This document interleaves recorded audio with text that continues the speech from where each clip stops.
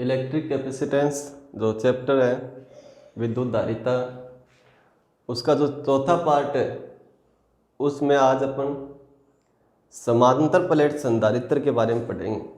इसमें क्या क्या पढ़ना है इसके बारे में, तो सबसे पहले इसकी डेफिनेशन पढ़ेंगे कि समांतर प्लेट संधारित्र क्या होता है।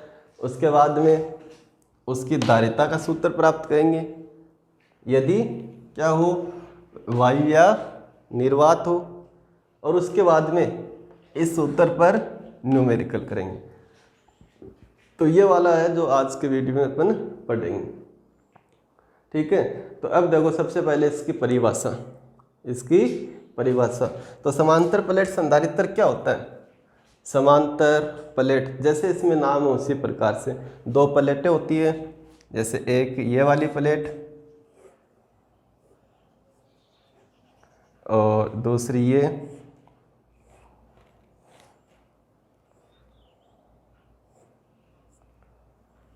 दोनों एक दूसरे के क्या है, समांतर। जैसे नाम है ना उसी तरीके से दो ऐसी प्लेटें जो क्या हो, समांतर हो, पास पास रखी गई हो, मतलब बीच की दूरी क्या हो, बहुत कम हो, ज़्यादा दूरी नहीं हो बीच की, ठीक है। उसके साथ साथ ये क्या होनी चाहिए, ये दोनों एक जैसी होनी चाहिए, आकार में भी और आकृति में भी।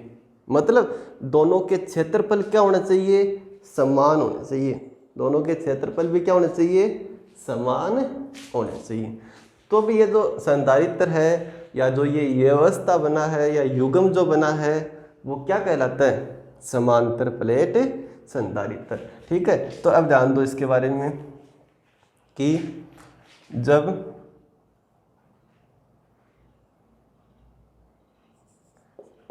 दो समान आकार और आकृति, मतलब क्या हुआ, दोनों के क्षेत्रफल क्या होना चाहिए, समान होना चाहिए। तो दो समान आकार और आकृति की दो धात्विक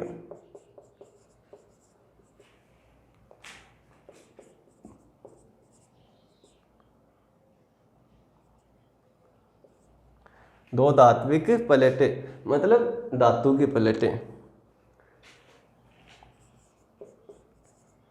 यदि पास पास स्थित हो, इसका मतलब क्या हो गया, इनके मध्य की दूरी कम है। पास पास स्थित हो तब इस व्यवस्था को या युग्म को, एक ही बात है, इस व्यवस्था को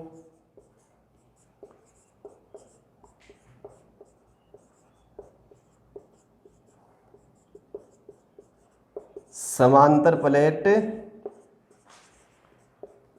संधारित्र कहते हैं। क्या कहते हैं, समांतर प्लेट संधारित्र कहते हैं। देखो दोबारा से, दो समान आकार और आकृति मीन्स दोनों का क्षेत्रफल क्या है, बराबर है, और दोनों कैसी प्लेटें हैं, धात्विक प्लेटें हैं, दोनों क्या है, पास पास स्थित है, तब ये व्यवस्था या युग्म क्या कहलाता है, समांतर प्लेट संधारित्र, ठीक है। दोनों कैसे होती है, विपरीत आवेशित होती है। कैसी होती है, विपरीत आवेशित। जैसे एक धनावेशित है तो दूसरी कैसी होगी, ऋणावेशित। ये अपन ने संधारित्र में पढ़ा था ना, किसमें पढ़ा था, संधारित्र के सिद्धांत में पढ़ा था, ठीक है। तो अब उसके बाद में यह तो परिभाषा हो गई। अब इसकी धारिता का सूत्र प्राप्त करना है। क्या करना है, धारिता का सूत्र प्राप्त करना है। तो यह तो अपन ने समझने के लिए कि वास्तविकता में कैसे होती है, ये किस प्रकार से होती है। अगर अपन बात करें कि भाई ये जैसे अपन ने आयताकार या कैसे लिए है, वर्गाकार लिए, इस प्रकार से लिए ना। अगर अपन ये वृत्तीय लेते, कैसे लेते, वृत्तीय, तो वो वृत्तीय होती, ये भी वृत्तीय और ये भी वृत्तीय। जैसे ये मान लो वृत्ताकार है, कैसा है ये, वृत्ताकार, और ये भी कैसा है, वृत्ताकार। तो अब ये दोनों पास पास हैं, दोनों वृत्ताकार है, वृत्तीय, ये भी क्या है, समांतर प्लेट संधारित्र, वो गोलीय संधारित्र नहीं होता भाई। संधारित्र के प्रकार पढ़े थे ना, समांतर प्लेट संधारित्र, गोलीय संधारित्र और बेलनाकार संधारित्र। तो ये गोलीय संधारित्र नहीं है कि भाई ये वर्तीय प्लेट है, ये वर्तीय प्लेट है, इसको गोलीय संधारित्र। गोलीय संधारित्र क्या होता है? अलग होता है। क्या होता है? अलग होता है। तो वो जो वर्तीय प्लेटों से बना युग्म या संधारित्र वो भी क्या कहलाता है? समांतर प्लेट संधारित्र कहलाता है। अब उसके बाद में दूसरा टॉपिक, धारिता किसकी? इस समांतर प्लेट संधारित्र की। कब? जब वायुयान निर्वात। देखो यहाँ भी अलग अलग स्थिति संभव है। अलग अलग कितनी स्थिति हो गई? 2 स्थिति। कितनी स्थिति हो गई? 2। 2 स्थिति कौन कौन सी हो गई? देखो यहाँ या तो क्या हो सकता है? वायु या निर्वात। प्लेटों के मध्य क्या हो सकता है? वायु या निर्वात। प्लेटों के मध्य क्या हो? वायु हो।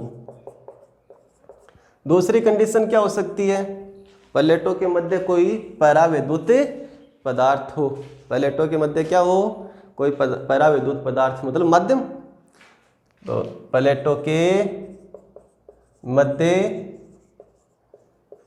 परावैद्युत पदार्थ की उपस्थिति हो। ये 2 मेन कंडीशन हो गई इसमें। अब देखो जैसे ये परावैद्युत पदार्थ यहाँ पूरे में फैला हुआ है, यहाँ से लेकर पूरे में फैला हुआ है, तब तो वो एक कंडीशन हो गई। हो सकता है जैसे मान लो इस तरीके से कि ये एक परावैद्युत पदार्थ, ये दूसरा परावैद्युत पदार्थ, कोई तीसरा परावैद्युत पदार्थ, ऐसे अलग अलग परावैद्युत पदार्थ भी तो हो सकते हैं। तो यहाँ इसकी इस दूसरे स्थिति की और स्थिति हो गई। दूसरे स्थिति की और स्थिति। पहली स्थिति तो क्या हो गई? दूसरी में ए, वो तो क्या हो गई कि परावैद्युत पदार्थ पूर्णतया भरा हो, पूर्णतया उपस्थित हो। इन प्लेटों के मध्य जो परावैद्युत पदार्थ है वो एक ही है और वो पूरा भरा हुआ है। समझ में आया? दूसरी कंडीशन इसकी, दूसरी कंडीशन क्या है? वो ये है कि हो सकता है अलग अलग परावैद्युत हो। ये जैसे एक, ये दूसरा, ये तीसरा, तो क्या लिखेंगे अपन?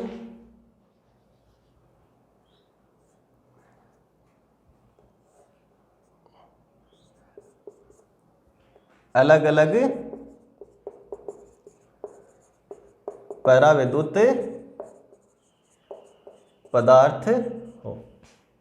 ठीक है भाई, यहाँ अलग है, यहाँ अलग है, यहाँ तीसरा है, यहाँ चौथा है, यहाँ पांचवा। जैसे यहाँ कोई प्लास्टिक, मोम, ऐसे यहाँ और कोई, यहाँ और कोई। उसके बाद में तीसरी कंडीशन क्या है कि परावैद्युत पदार्थ है वो पूरे में उपस्थित नहीं। जैसे इतने से भाग में ही है, इतने से ही भाग में क्या है? परावैद्युत है, तो वो पूर्णतया नहीं है, थोड़े रूप में, तो उसको बोलेंगे आंशिक रूप। तो यहाँ क्या लिखेंगे कि यदि प्लेटों के मध्य परावैद्युत पदार्थ कैसे हो? आंशिक रूप में हो। समझ आया ना? देखो 2 नंबर पॉइंट क्या था इसका जो पढ़ना था अपने को? एक तो परिभाषा पढ़ ली, दूसरे धारिता। धारिता में कौन सी पढ़ेंगे? जब वायु या निर्वात। क्यों? क्योंकि कितनी स्थिति होती है? ये वाली स्थिति होती है। ठीक है, इन प्लेटों के मध्य हो सकता है क्या है? वायु या निर्वात है। 1 नंबर। हो सकता है प्लेटों के मध्य क्या हो? परावैद्युत। तो मुख्य रूप से तो कितनी कंडीशन होगी? 2। लेकिन ये दूसरी कंडीशन भी कितने भागों में होगी? 3 भागों में। हो सकता है पूरा का पूरा एक ही पदार्थ हो सकता है पदार्थ आंशिक रूप में भरा हो, बाकी खाली जगह है, मतलब वायु या निर्वात है, तो वो क्या हो गई? परावैद्युत पदार्थ आंशिक रूप में। तीसरी कंडीशन क्या हो गई?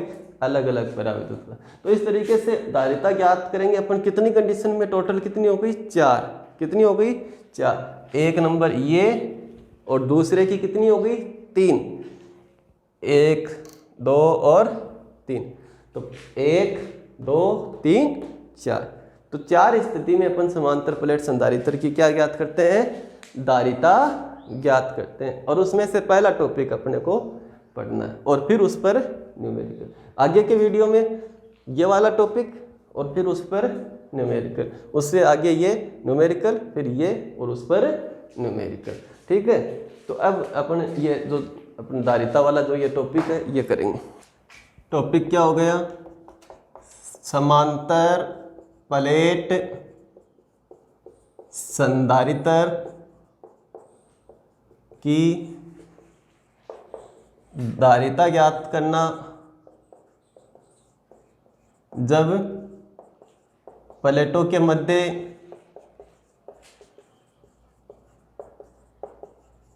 वायु या निर्वात उपस्थित हो। ये वाला टॉपिक, ठीक है। प्रश्न पूछा जा सकता है कि समांतर प्लेट संधारित्र की धारिता ज्ञात कीजिए जब प्लेटों के मध्य क्या उपस्थित है? वायु या निर्वात है। तो ध्यान दो, प्रत्येक डेरिवेशन में अपन क्या लिखते हैं कि मानेंगे कि ये ऐसा है और ये ज्ञात करना है। तो इसमें क्या लिखेंगे? तो इसके लिए पहले अपन डायग्राम को समझेंगे।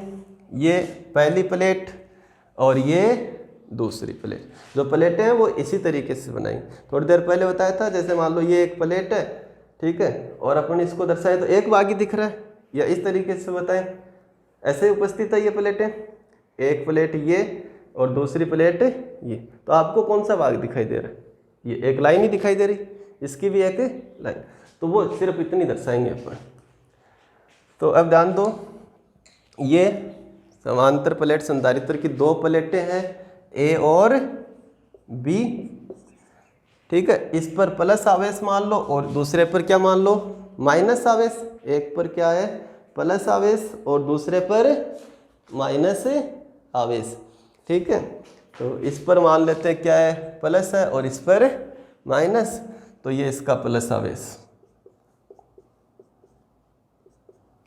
और ये इसका माइनस आवेश, ठीक है। अब उसके बाद में अगर ये प्लेट है, भाई ये क्या है? प्लेट है, तो प्लेट है तो इसका क्या है? क्षेत्रफल है। तो इसमें वितरण कौन सा है? पृष्ठीय आवेश वितरण। तो इसमें क्या मानेंगे? इसका पृष्ठीय आवेश वितरण। तो पृष्ठीय आवेश वितरण कितना मान लेंगे? सिग्मा। कितना मान लिया इसका पृष्ठीय आवेश वितरण? सिग्मा। आवेश को कितना मान लिया? क्यू। एक पर प्लस और एक पर माइनस, ठीक है। और क्या चाहिए अपने को?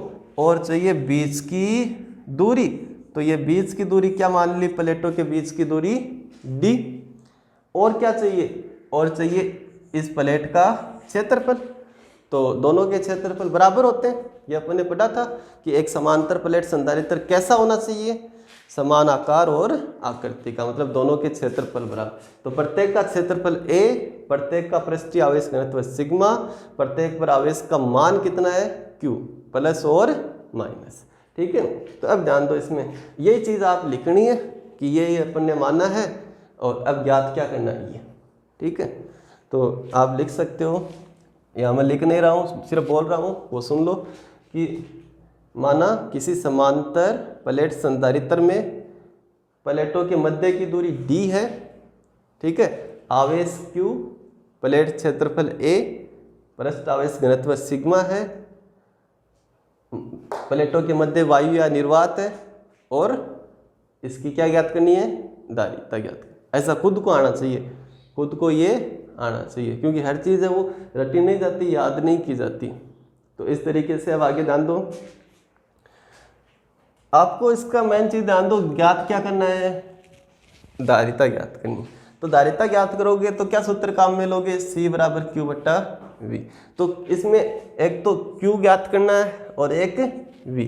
तो Q तो ज्ञात करना ही नहीं है, Q तो आपने मान लिया, Q तो क्या कर लिया? मान। तो V ज्ञात करना है। V क्या है? इन प्लेटों के मध्य विभवांतर। तो ये V ज्ञात करना है कि प्लेटों के मध्य विभवांतर कितना होगा, ठीक है। तो ध्यान दो दोबारा से, C बराबर Q बट्टा V, इस सूत्र से धारिता ज्ञात करनी है। मैं फोकस करो कि क्या ज्ञात करना है? धारिता। सूत्र क्या होता है? Q बट्टा V। क्या ज्ञात करना चाहिए आपको? Q। क्या होना चाहिए ज्ञात? V। तो Q तो पता ही है, मान लिया आपने, तो सिर्फ और सिर्फ क्या ज्ञात करना है? V। V क्या है? प्लेटों के मध्य विभवांतर। अब ये विभवांतर ज्ञात करना है, ठीक है, सबसे पहले क्या ज्ञात करना है? विभवांतर। फिर क्या ज्ञात करोगे? धारिता। अब विभवांतर कैसे ज्ञात करोगे? तो विभवांतर के लिए आपने पढ़ा ना कि इंटीग्रेशन मतलब समाकलन, vector E dot D R, ये पढ़ा है। एक और सूत्र आपने पढ़ा है कि D V by D R बराबर क्या होता है? ई या माइनस ई। ठीक है, तो माइनस तो अपन यहाँ छोड़े भी तो कोई दिक्कत नहीं है, क्योंकि माइनस का मतलब तो क्या था, मैंने बताया था ना वहाँ पर, माइनस का मतलब ये है कि विभव के मान में क्या होगी? कमी होगी। जैसे जैसे अपन विद्युत क्षेत्र की दिशा में चलेंगे ना, विभव के मान में क्या होगी? कमी। तो माइनस चिन्ह ये बताता है न्यूमेरिकल में। न्यूमेरिकल का मतलब आप जब इसका मान ले रहे हो तब ये माइनस नहीं लेना, समझ में आया? तो ई बराबर ये होता है, और इससे डी वी बराबर क्या आ गया? E into D R. D V क्या? विभवांतर। डी वी क्या है? विभवांतर। कैसे ज्ञात करोगे? विद्युत क्षेत्र गुणा बीच की दूरी। विद्युत क्षेत्र गुणा बीच की दूरी। तो बीच की दूरी तो आपको पता है डी है, तो आपको ज्ञात क्या करना? विभवांतर ज्ञात करने के लिए क्या ज्ञात करना पड़ेगा? विद्युत क्षेत्र। तो आप सबसे पहले क्या ज्ञात करोगे? विद्युत क्षेत्र। अब विद्युत क्षेत्र है, विद्युत क्षेत्र से क्या ज्ञात करोगे? विभवांतर। विभवांतर से क्या ज्ञात करोगे? धारिता। आया क्या समझ में? ऐसे आपको समझ में आनी चाहिए कोई चीज़, कि फिर उसके बाद में अपन वो डेरिवेशन करेंगे। यह नहीं कि भाई पेज खोला, स्टार्टिंग से पढ़ना शुरू हुआ, यदि कोई समांतर प्लेट संधारित्र, यदि कोई समांतर प्लेट संधारित्र, फिर ये चित्र ये, फिर सी बराबर ये, ऐसे नहीं होता। आप समझो उसको क्या ज्ञात करना है, किस प्रकार से ज्ञात करेंगे। तो एक बार दोबारा से मेन चीज़ यही है। बाकी डेरिवेशन में तो क्या होता है? गुणा भाग होता है, जो हर किसी को करना आता है। क्योंकि जैसे जैसे अपन आगे बढ़ेंगे फिजिक्स में तो बहुत सारी डेरिवेशन आएगी, अलग अलग होगी। ठीक है, और अपनी जो ब्रांच है वो भी चेंज होती जाएगी। अभी अपन इलेक्ट्रिसिटी इलेक्ट्रिकल पढ़ रहे हैं, उसके बाद में अपन इलेक्ट्रॉनिक्स भी पढ़ेंगे, और अपन जैसे विद्युत चुंबकीय विकिरणों के बारे में पढ़ेंगे, ऑप्टिक्स प्रकाशिकी के बारे में पढ़ेंगे, रे ऑप्टिक्स, वेव ऑप्टिक्स, ऐसे आगे आगे ब्रांच चेंज होती जाएगी। तो ये अपन पीछे से जो है पढ़ा हुआ है वो बोलते जाएंगे, अगर रटा हुआ तो बोलते जाएंगे, समझा हुआ तो नहीं बोलेंगे। इसीलिए हर एक को क्या करना है? समझ समझ के करना है। और वो किस प्रकार से? दोबारा से धारिता ज्ञात करनी है। धारिता ज्ञात करनी है तो आपको पता है क्या सूत्र काम में लोगे? Q बट्टा V।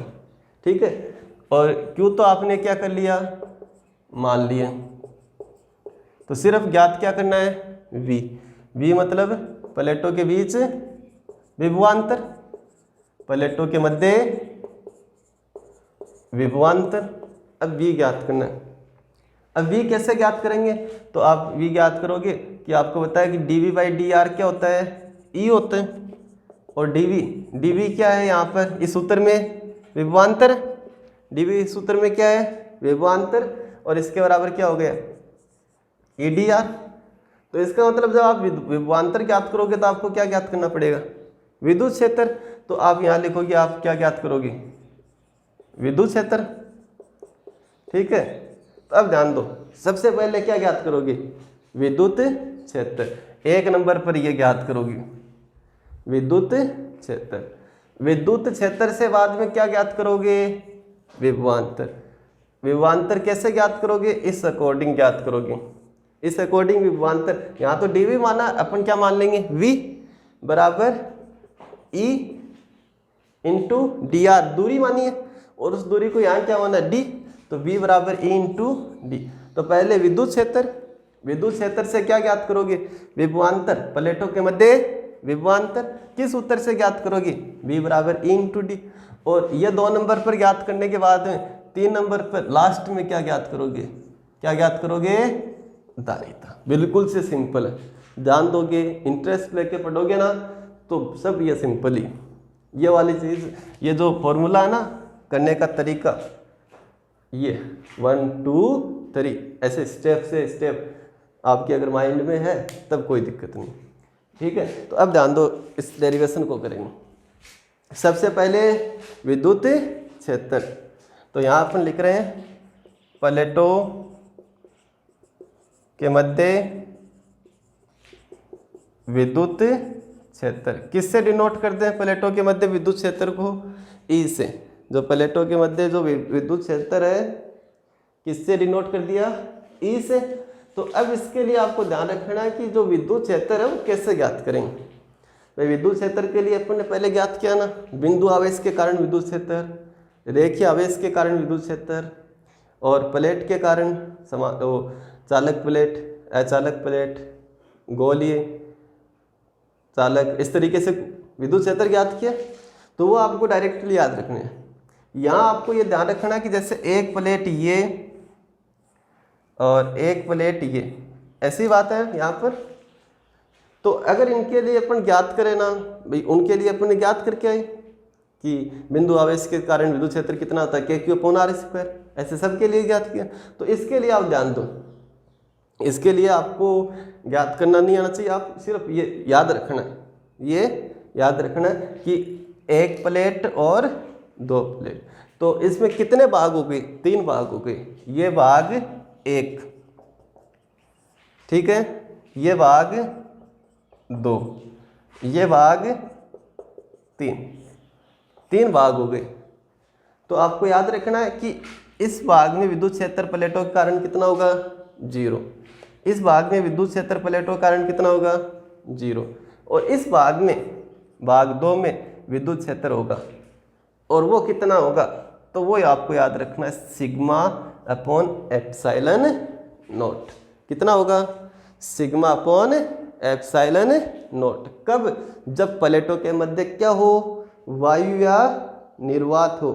क्या होना चाहिए प्लेटों के मध्य, वायु या निर्वात हो, ठीक है।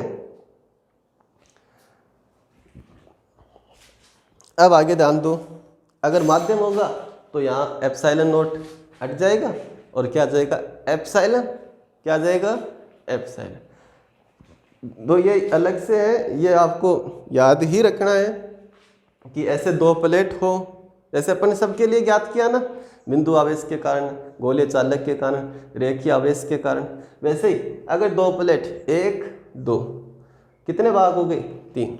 इन भागों में तो कितना होता है विद्युत क्षेत्र, 0। इस भाग में कितना होता है, ये वाला, ये याद रख लेना, ठीक है। तो आप इसको लिख लेना, नोट लिख के इस चीज को। अब देखो, सबसे पहले क्या ज्ञात करना है, विद्युत क्षेत्र, उसके बाद में विभवांतर, उसके बाद में धारिता। अगर किसी को यह नहीं याद रहे ना तो ये लिख लेना कहीं रफ रूप से, कॉपी में लिखना, पीछे भी लिख लेना भले ही आप, ठीक है, कहीं भी अपने हिसाब से। तो प्लेटों के मध्य विद्युत क्षेत्र E कितना होगा, E बराबर कितना होगा, σ/ε0। E बराबर σ/ε0। अब उसके बाद में सिग्मा की जो वैल्यू है, सिग्मा की वैल्यू, सिग्मा क्या है, तो वो आप यहाँ लिख सकते हो। सबसे पहले पृष्ठीय आवेश घनत्व क्या है, सिग्मा। यही क्यों निकाला, क्योंकि यहाँ क्या है, प्लेट है, प्लेट है तो उनका क्षेत्रफल होता है, जहाँ क्षेत्रफल होता है वहाँ आवेश कैसा वितरित होता है, पृष्ठीय आवेश होता है। तो पृष्ठीय आवेश घनत्व सिग्मा बराबर क्या होता है, Q/A। आवेश कितना है, Q। प्रत्येक प्लेट का क्षेत्रफल कितना है, A, तो Q/A। अब उसके बाद में ध्यान दो, Q/A ε0। ये क्या हो गया, प्लेटों के मध्य विद्युत क्षेत्र। इसके बाद में आपको क्या ज्ञात करना है, प्लेटों के मध्य विभवांतर। तो आप यहाँ लिखोगे प्लेटों के मध्य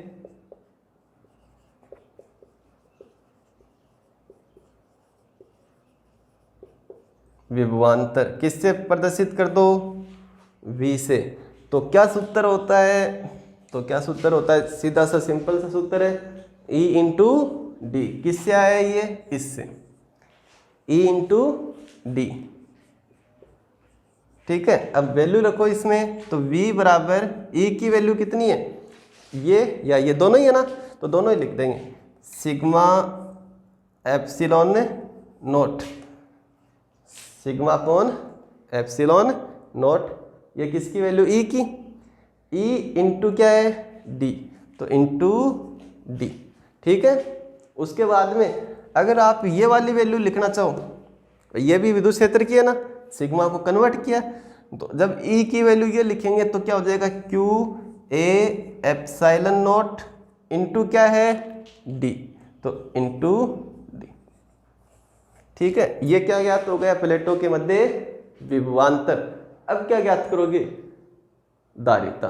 तो आप लिखोगे इसमें धारिता किस सूत्र से, C बराबर Q अपॉन V से। तो Q तो माना है ना अपन ने, तो Q की जगह तो Q और V का मान क्या है, ये वाला, तो QD बटे A एप्सिलॉन नॉट। सरल करो इसको, ये नीचे वाली विन कैसे लिखेंगे इसको, Q into A epsilon not बटे QD। ठीक है, Q से Q कैंसिल, और C बराबर A एप्सिलॉन नॉट बटे D। ये किसकी वैल्यू हो गई, धारिता की। किसकी धारिता, समांतर प्लेट संधारित्र की धारिता। कब, जब प्लेटों के मध्य क्या है, वायु या निर्वात है। तो इसको अपने से लिख सकते हैं ना, C नोट, ठीक है, इक्वेशन 3। ये बस इतनी सी डेरिवेशन थी, सिंपल सी डेरिवेशन है। अगर आपने ये चीज़ समझ ली तो ये अच्छी तरीके से आप याद रख सकोगे।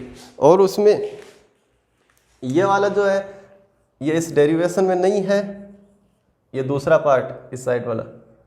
ठीक है, तो डेरिवेशन में तो आपको यही लिखना है, इस साइड लेफ्ट साइड वाला। ये इस साइड वाला है ना, ये तो आप रफली तरीके से कॉपी में ही लिखना है, अलग अलग लिखना है इसको। ठीक है, कि कैसे ज्ञात करो। और ये जो है, ये नोट लगा के लिख लेना डेरिवेशन से पहले, इस डेरिवेशन से पहले ये नोट। अब अगर आप यहाँ लिखना चाहो कि भाई किस प्रकार से लिखें, इसके लिए स्टार्टिंग में, तो इस एक के लिए मैं बता देता हूँ, इस एक के लिए बता देता हूँ कि किस तरीके से लिखना। बाकी 3 और है ना, तो पहले अपन ने बताया था ना, वायु निर्वात हो, माध्यम पूर्णतया हो, माध्यम आंशिक रूप से हो, और अलग अलग माध्यम हो। तो 3 कंडीशन और बच गई अपनी। तो उनमें अपने इस तरीके जैसे मैं लिख रहा हूँ वैसे ही आपको लिखना है। इसमें लिखेंगे, माना प्लेटों का क्षेत्रफल, माना प्लेट का क्षेत्रफल क्या है, A। ठीक है, पृष्ठीय आवेश घनत्व, या इसको बाद में लिख देंगे, पृष्ठीय आवेश घनत्व को लास्ट में। माना प्लेट का क्षेत्रफल क्या है, A, आवेश क्या है, Q, प्लेटों के मध्य की दूरी,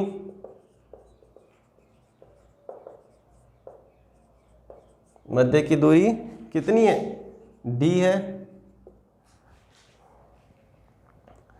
जब वायु या निर्वात है, जब वायु या निर्वात है तब धारिता ज्ञात करनी है, ऐसे लिखना। और अब लिख दोगे पृष्ठीय आवेश घनत्व सिग्मा बराबर Q बट्टा। ठीक, इस तरीके से अपन ये लिखेंगे। तो सिंपल, बिल्कुल से सिंपल टॉपिक है। अब इसके बाद में इस पर न्यूमेरिकल,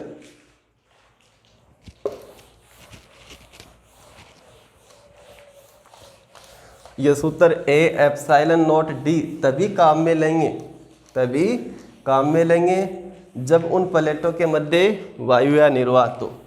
अगर माध्यम है तब ये सूत्र काम में नहीं लेंगे, तब सूत्र अलग होगा, जिसको अपन नेक्स्ट पार्ट में पढ़ेंगे।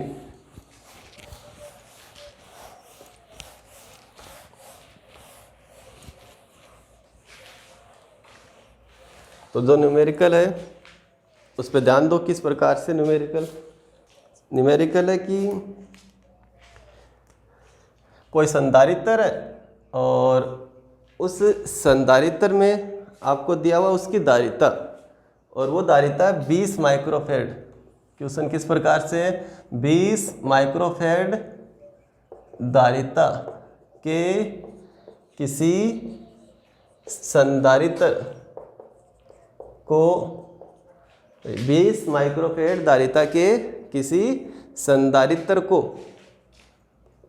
5 किलो वोल्ट विभवांतर से, विभवांतर कितना दे दिया आपको, 5 किलो वोल्ट। तो इस इतने विभवांतर से इसको क्या किया जाता है, आवेशित किया जाता है।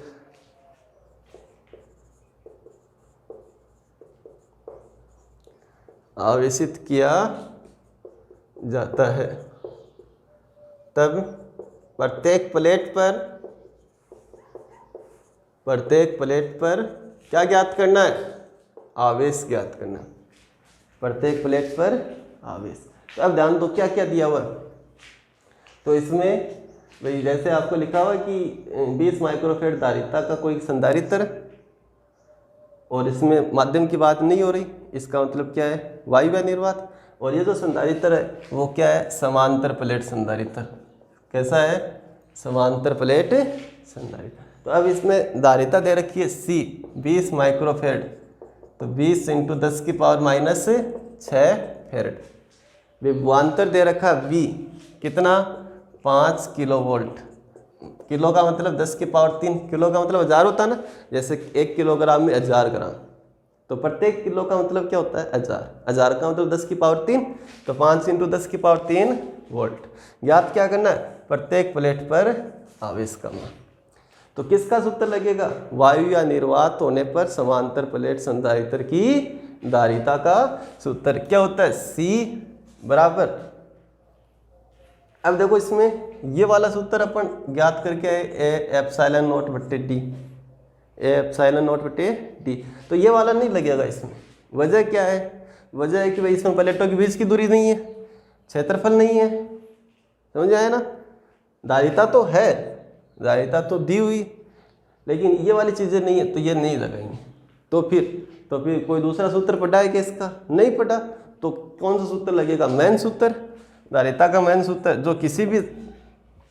जो किसी भी संधारित्र के लिए लग सकता है। तो C बराबर Q/V से। अब देखो C का मान 20 × 10⁻6, Q ज्ञात करना है, V 5 × 10⁻3, और Q बराबर कितना हो गया, 20 × 10⁻6 × 5 × 10⁻3, और Q का मान हो गया 20 × 5 100, और ये 10⁻6 + 3 कितनी हो गई, 10⁻3। और आगे सरल करें तो 10⁻2 और 10⁻3, ठीक है। और इसके बाद में अगर और सरल करें इसको क्या करें, और सरल करें तो कितना हो गया ये 10⁻1। 10⁻1 लिखने का सही तरीका नहीं है, तो इसको क्या लिख देंगे, 1/10, और कितना हो गया 0.1 और कूलाम। ये इसका आंसर, बिल्कुल सिंपल है। तो यहाँ ऐसे बिल्कुल भ्रमित नहीं होना कि भाई समांतर प्लेट संधारित्र नाम दे दिया, धारिता दे रखी है, तो धारिता का सूत्र समांतर प्लेट संधारित्र का लगाएं, ये वाला, ठीक है। और ये नहीं लग रहा है क्योंकि AD नहीं दे रखे, फिर आप सोचोगे कि भाई ऐसा कोई सूत्र है ही नहीं, एक सूत्र पढ़ा था। तो वहाँ आप क्या ध्यान दोगे कि इसका मेन सूत्र, भाई प्रत्येक धारिता कोई भी संधारित्र हो, चाहे वो गोलीय संधारित्र हो, चाहे वो गोलीय चालक हो, या कोई चालक हो, कोई भी हो, तब अपन इस सूत्र से ही करते हैं, ठीक है। अब उसके बाद में दूसरा क्वेश्चन है कि भाई कोई समांतर प्लेट संधारित्र है, और उसमें इस प्रकार से, जैसे किसी समांतर प्लेट संधारित्र के प्लेट का क्षेत्रफल दुगुना व बीच की दूरी आधी कर दी जाए, तब उस संधारित्र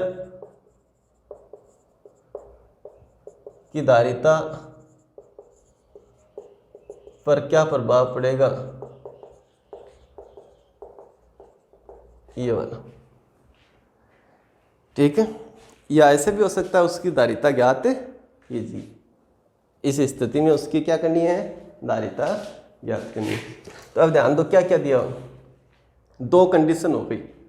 दो कंडीशन क्या है, एक तो जो नॉर्मल है वो, और एक कौन सी है, क्षेत्रफल दुगुना और बीच की दूरी आधी। यहाँ से लेकर ये लिखा हुआ ना, क्षेत्रफल दुगुना कर दो और बीच की दूरी आधी, ये तो एक कंडीशन होगी। और एक कंडीशन जो है नॉर्मल।